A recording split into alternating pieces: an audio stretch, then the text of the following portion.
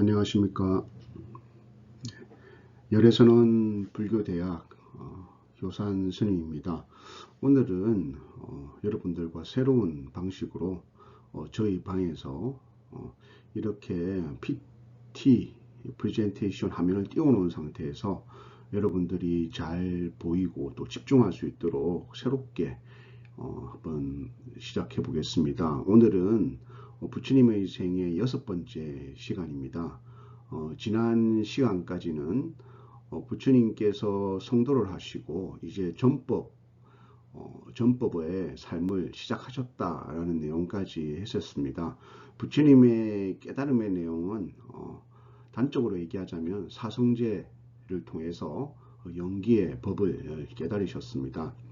연기의 법은 부처님이 계시거나 또는 부처님이 또 계시지 않거나 그리고 혹 내가 있거나 내가 사라지거나 이 세상이 사라진다 하더라도 이 우주에 변하지 않는 진리입니다. 이것이 생겨나면 이와 같이 함께 저것이 생겨나고 또 이것이 소멸하면 저것이 소멸한다는 불변의 진리를 부처님께서는 깨달으셨습니다. 이 모든 우주의 존재의 법칙은 여기서부터 출발한다는 겁니다. 좀 더 줄여서 얘기하자면 모든 존재는 연기되어서 같이 존재한다는 것입니다. 나와 나의 부모님이 같이 존재하고 부모님이 있으므로 내가 있고 내가 있으므로 부모님이 있다. 그래서 나만이라고 할 것은 없다. 우리는 나와 함께 모든 것이 있다. 그래서 나와 함께 모든 것이 생겨나고 나와 함께 모든 것이 소멸한다고 보면 되겠죠. 그래서 오로지 하나다 라는 것이 아니라 같이 있으면서 하나다. 그래서 모든 것 하나와 또 하나가 아닌 것, 또 존재의 유와 존재의 무가 동시에 존재하는 것이죠. 부처님께서는 그 속에서 중도의 삶의 실천 방법을 제시하십니다. 중도의 삶은 8정도로서 정리할 수 있겠고요. 그것은 정견으로부터 출발한다.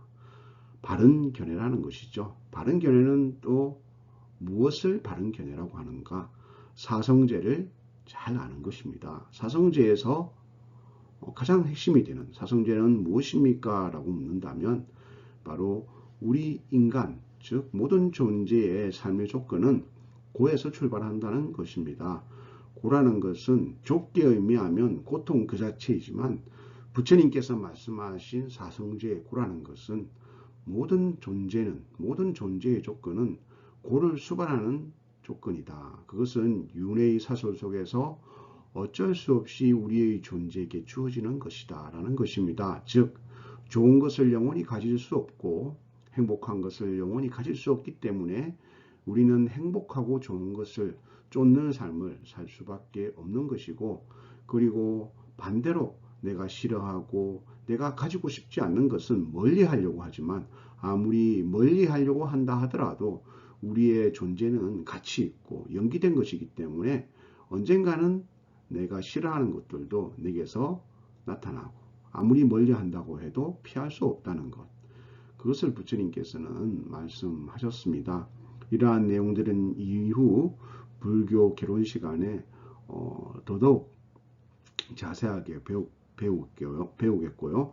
오늘과 같은 이런 수업들을 계속 여러분들과 PT를 통해서 짧게 앞으로 제공하도록 하겠습니다.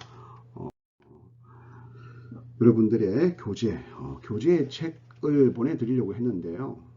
이 내용들이 여러분들이 폰으로 이렇게 보시다 보니까 그 내용들이 눈에 안 들어오실 것 같습니다.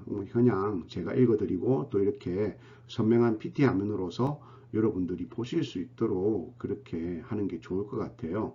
부처님께서 전법의 시작은 오비구에게 하셨죠.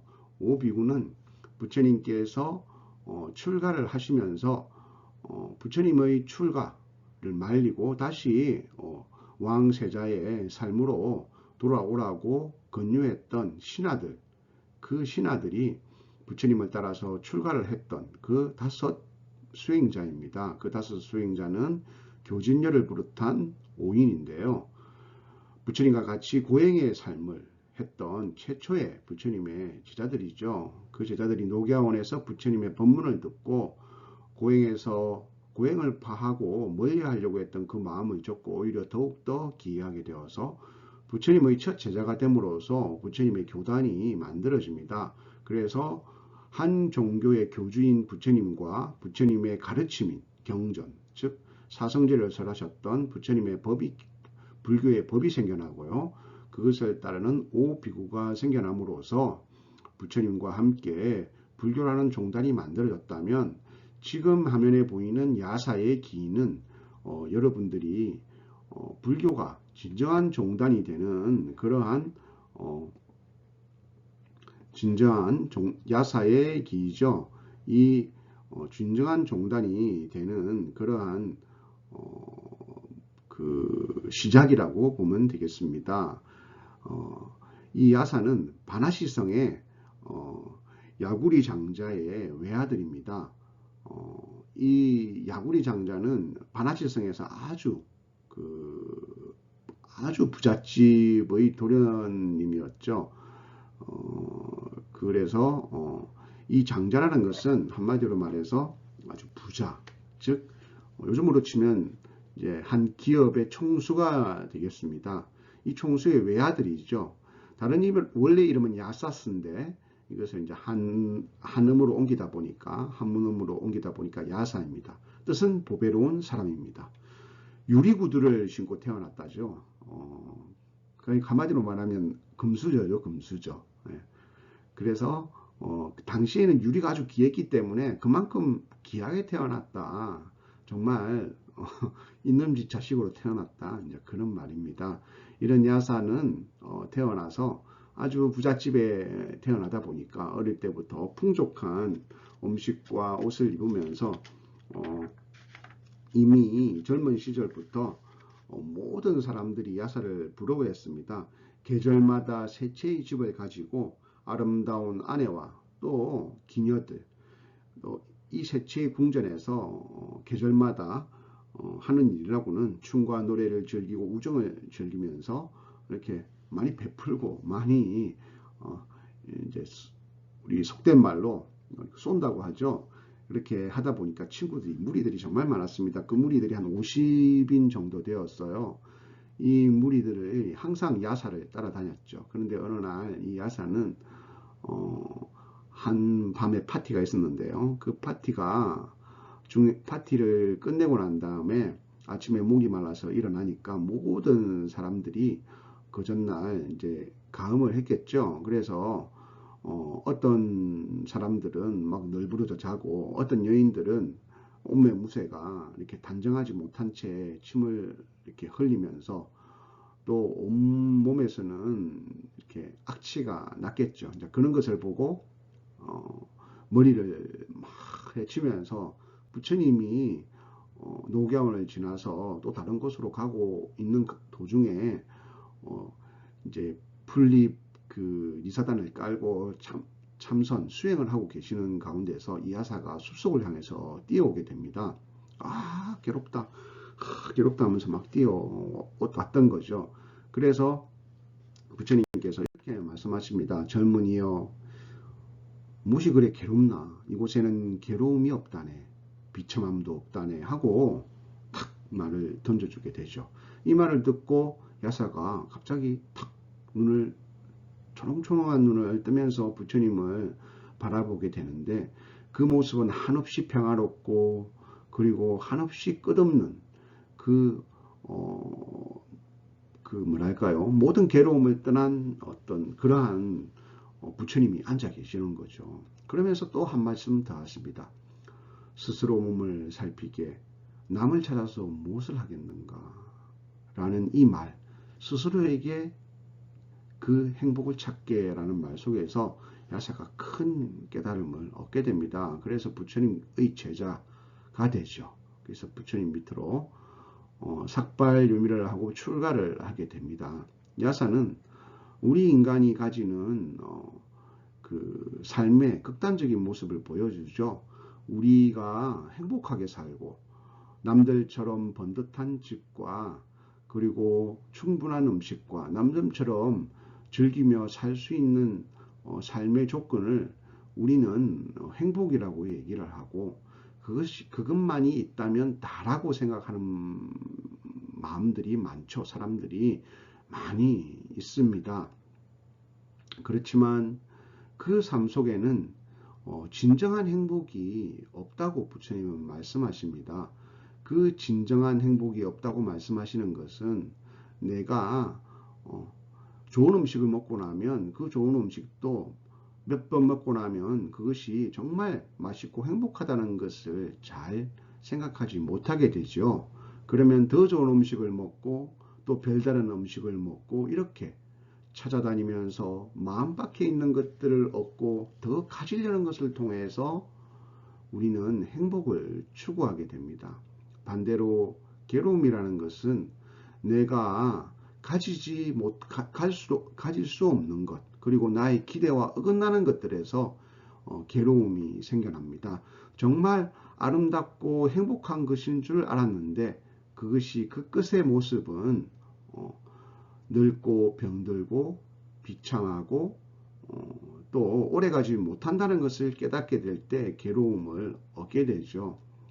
그렇기 때문에 부처님께서 이 야사에게 여기에는 괴로움이 없다네, 비참함도 없다네 라고 말하는 것은, 우리의 삶이 어떤 무엇을 끝없이 가지려고 하는 삶 속에서는 끝없이 괴로움이 반복이 되고, 그리고 그 가지려고 하는 것을 가질 수 없었을 때 설령 가진다고 해도 그것이 영원하지 못하고, 그리고 처음 모습과 달라지고 병들고 오래가지 못하고, 그리고 나의 마음속에서 실정과 변화가 일어날 때는 비참함과 실정과 또는 원망, 이러한 것들이 일어날 수밖에 없기 때문에, 내가 체험한, 부처님께서 직접 체험한 열반 속에는 그러한 괴로움의 조건이 없고 그러한 비참함의 조건이 없다는 것을 야사에게 말해주는 거죠.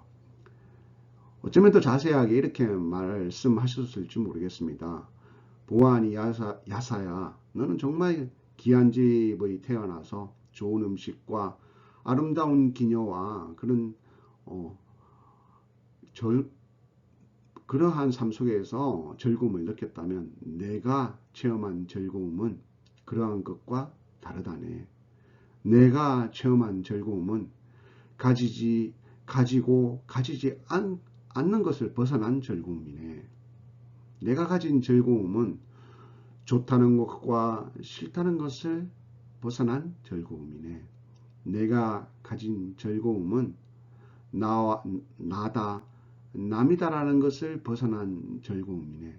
이 즐거움은 이 세상의 행복과 괴로움에서 벗어나서 진정한 행복을 찾아가는 길이네 라고 말씀하셨으리라고 생각을 합니다. 그것은 내 몸 밖에서 있지 않네.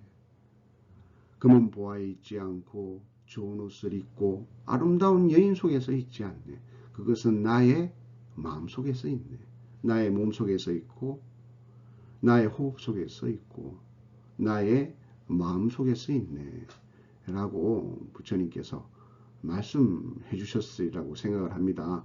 야사는 가진 것이 많으므로 이 세상에서 돈으로 할 수 있는 모든 것을 경험했을 것인데, 돈으로도 살 수 없고 돈으로도 얻을 수 없는 궁극의 즐거움이 있다는, 그리고 비참함과 괴로움이 없는 그러한 행복이 있다는 얘기를 듣고 부처님께 그 법이 무엇입니까? 라고 물었을 것입니다. 그리고 그 야사는 그 법문을 듣고 기꺼이 자기가 가지고 있던 것들을 다 버릴 수 있을 만큼 그러한 모든 금은보화와 자기의 모든 기득권들, 그런 것들을 내려놓을 수 있을 만큼 크나큰 행복이 있다는 것을 부처님의 법문 속에서 깨달았기 때문에 부처님을 따라서 출가를 하게 됩니다. 야사를 따르는 무리들 50명이 출가를 함으로써 부처님의 교단은 총 55명이라는 그러한 정말 진짜 이제는 하나의 종교가 이제 시작이 된 것입니다.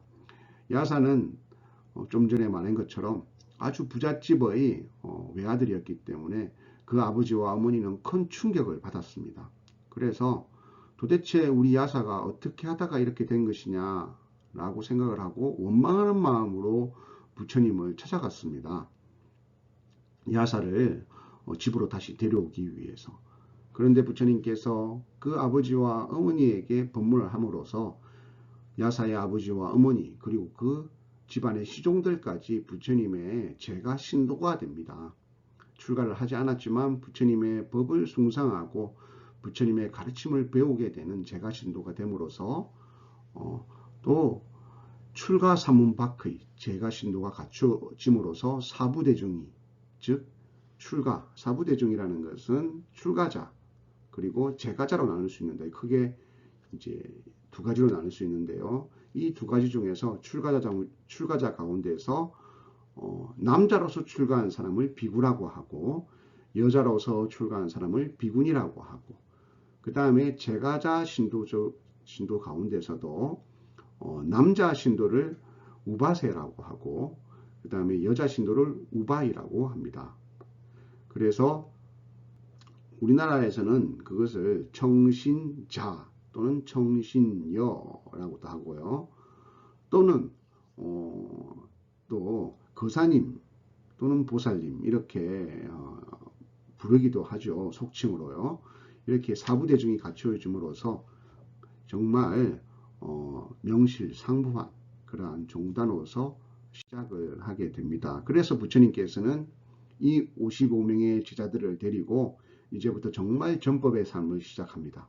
그래서 어느 날 영축산에 그 55명의 제자들을 모아놓고 이렇게 말씀하십니다. 이제는 법을 전하라 하면서 전법의 삶, 즉 전법 선언을 하시는데요. 이 당시에 부처님의 제자들 55명 또 이후에 부처님의 종단에 이 출가자들의 삶은 크게 칠가식과 사시의 제라고 이 두 가지로 요약할 수가 있습니다. 칠가식이라는 것은 일곱칠 집가입니다. 즉 일곱 집을 돌아서 밥을 먹는다라는 것입니다.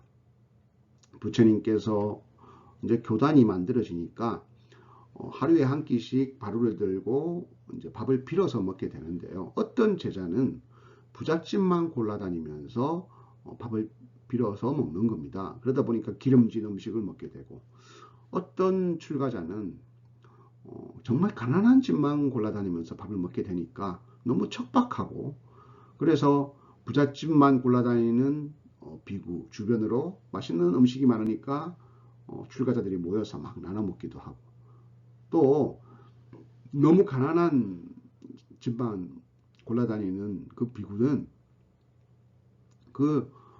혼자서 이렇게 척박한 음식을 혼자서 먹게 되는 거죠. 그래서 부처님께서 그러한 차별을 없애기 위해서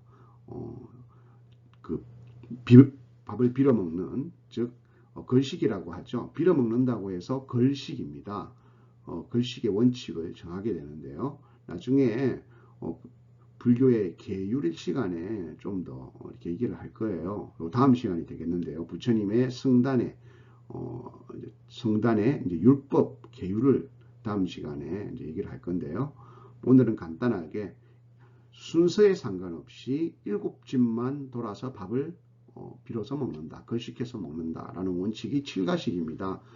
요산 스님이 만약 연제구 열애선원에서 이 주변에 거제일동 주변에 걸식을 하러 간다면 딱 첫 번째 집으로부터 순서에 따라서 일곱 집만 부자나 가난하거나 어떤 차별 없이 일곱 집만 거쳐서 밥을 걸식해서 먹는 원칙이 바로 칠가식입니다.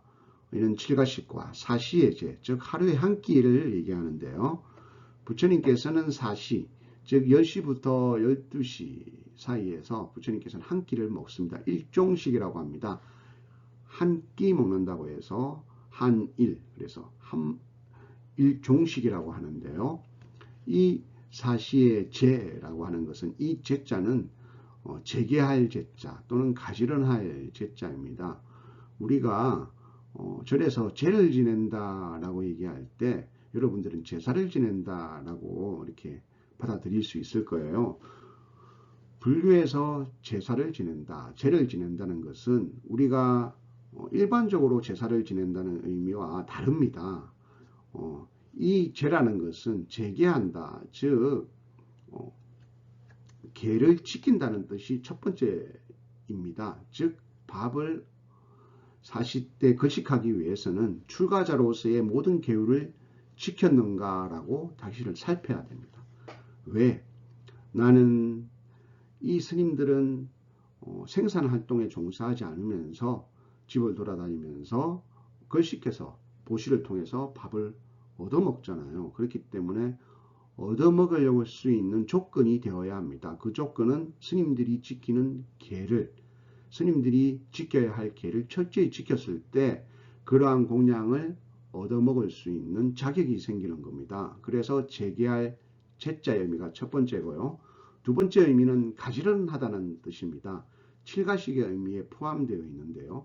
가난한 사람이나 부자나 부자의 보시 또는 가난한 사람의 보시를 모두 모아서 출가한 스님들이 공평하게 나누어 먹음으로써 가난한 사람도 쌀 한 그릇을 옮겨서 그것을 나중에 부처님의 제자인 1255명의 제자들이 그 밥을 동시에 똑같이 나눠 먹음으로써 나는 여러분들은 밥 한 그릇을 올렸지만 이 밥 한 그릇의 공덕이 1255명의 스님들에게 골고루 나누어 줌으로써 그 공덕은 훨씬 커지고 그리고 부자거나 가난하거나 똑같이 공양의 복덕을 똑같은 양만큼 그렇게 쌓을 수 있기 때문에 가지런할 제라는 의미로서 40대 올리는 공양의식을 제라고 합니다.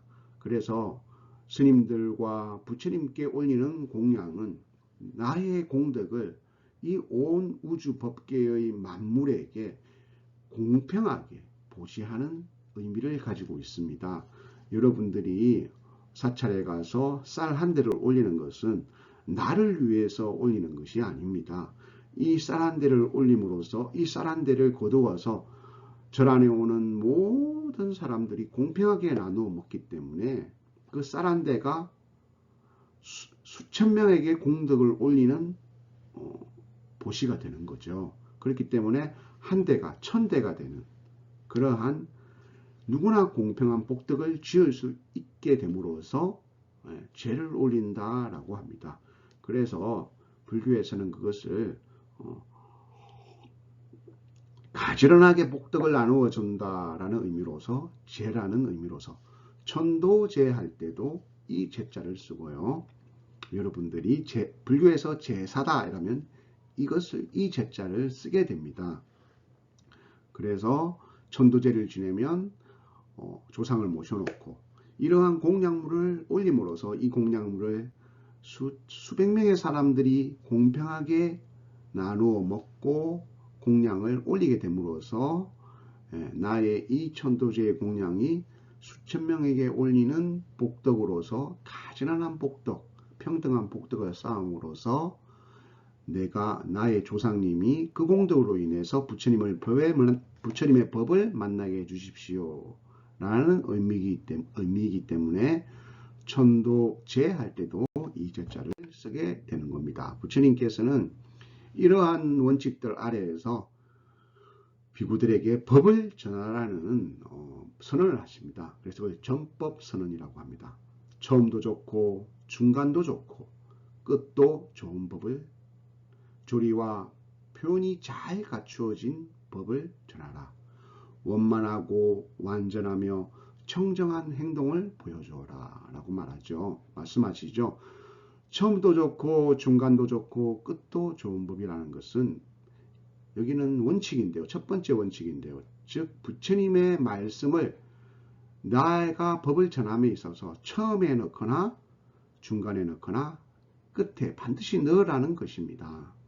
즉 나의 사견을 내지하지 말고 내가 어떤 분들에게 부처님의 법을 전할 때는 부처님께서는 이것이 있으므로 저것이 생겨나고 이것이 멸함으로 저것이 생겨난다고 말씀하셨습니다. 라고 처음에 말해놓고 내가 전하고자 하는 말을 전하거나 또는 중간에 그 부처님의 말씀을 넣거나 끝에 부처님의 말씀을 넣거나 그래서 처음도 좋고 중간도 좋고 끝에도 좋은 부처님의 법을 넣어서 조리와 표현을 잘 갖추어서 법을 전하거라. 근데 여기에는 조건이 있는데요.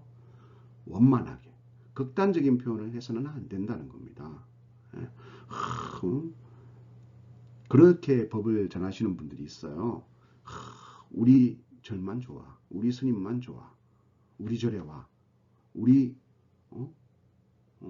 그 다음에 다른 사람들 기독교인들은 다 못됐어, 불교만 좋아, 이렇게 해서는 안 된다는 겁니다.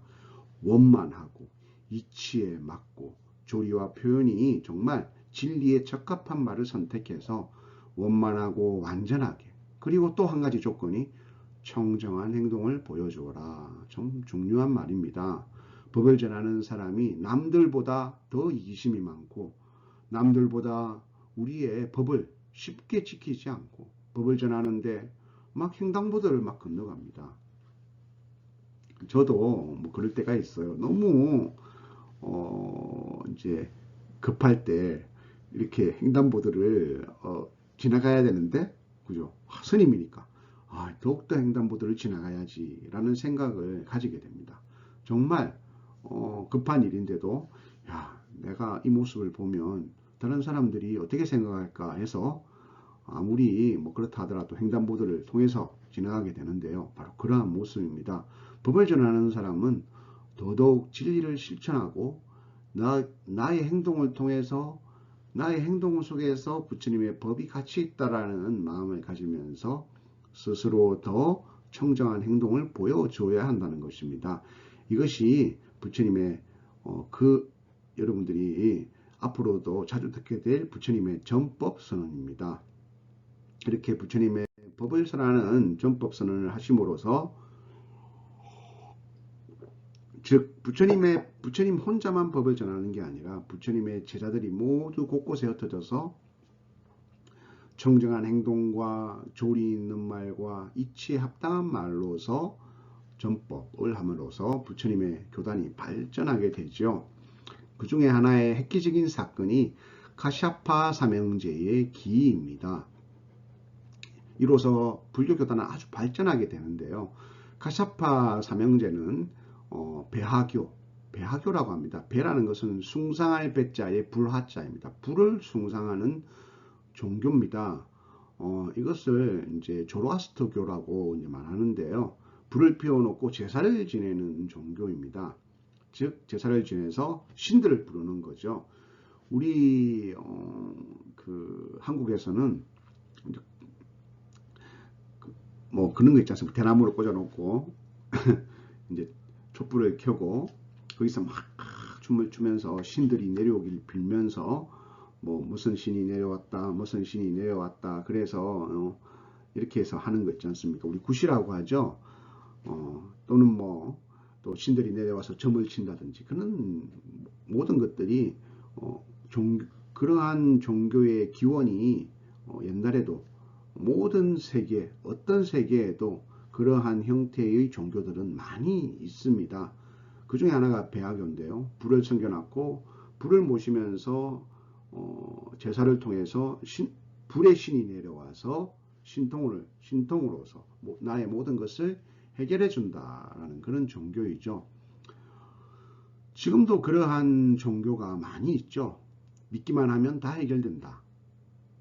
제사를 지내면 다 해결된다. 제사를 지내면 병이 낫고, 제사를 지내면 집 나갔던 아들이 돌아오고, 제사를 지내면 합격하고, 그렇게 말하는 종교는 불교가 아닙니다. 지금 불교 속에서도 그러한 불교들이 많죠. 여러분들이 불교대학에 오는 이유는 그것은 불교가 아니다라는 것을 배우기 위해서입니다.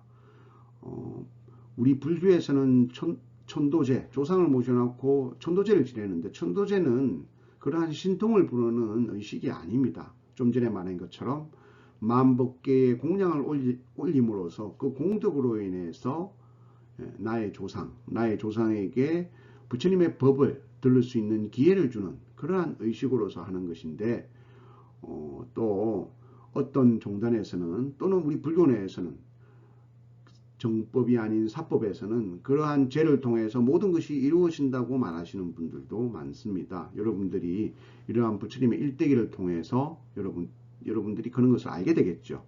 신기와 비적으로서 현혹합니다. 우리의 신은 이렇게 강하다 라면서 여러분들의 눈을 멀게 하죠. 이런 것들을 멀리 해야 됩니다.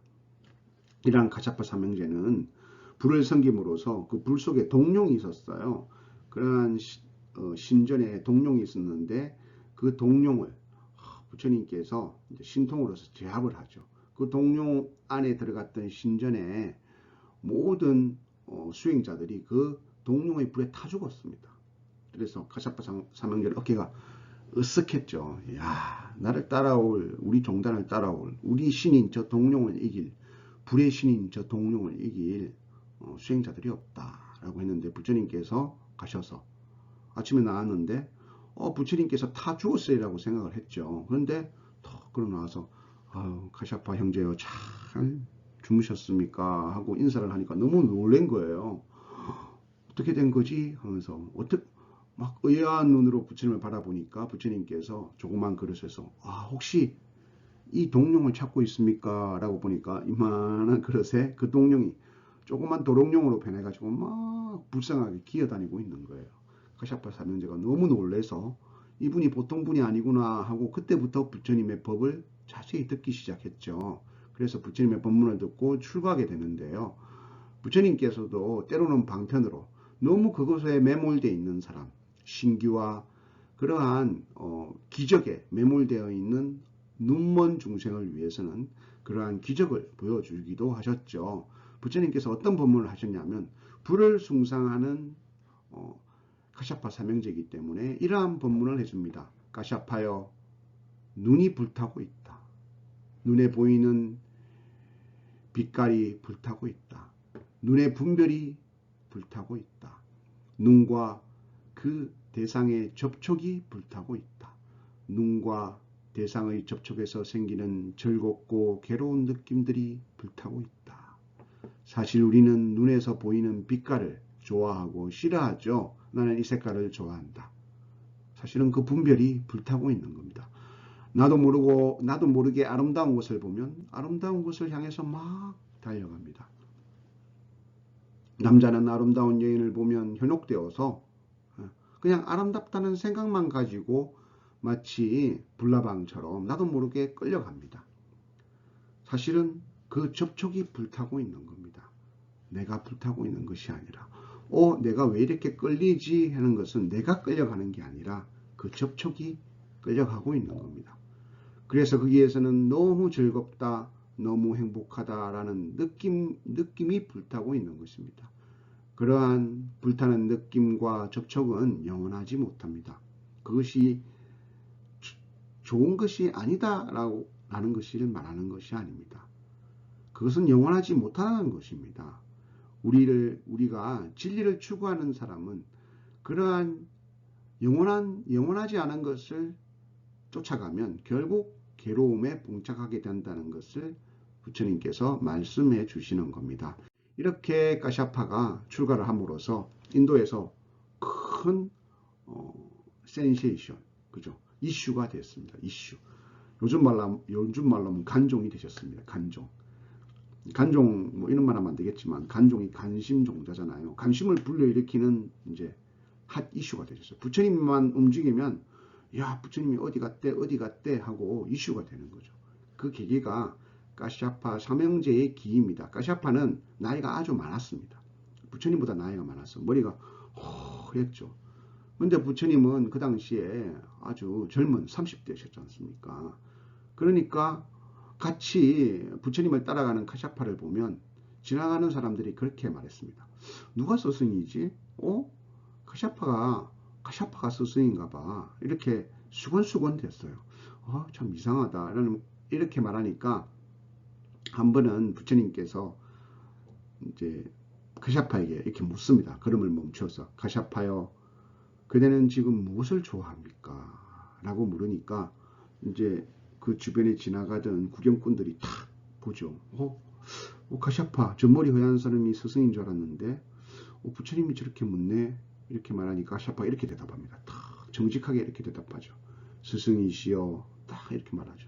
그 순간 그 구경을 하던 대중들이 저 젊은 사람을, 저 머리 허연, 우리가 익히 알고 있는 저 위대한 카시아파가 스승이라고 하는구나. 정말 대단한 사람인가 보다.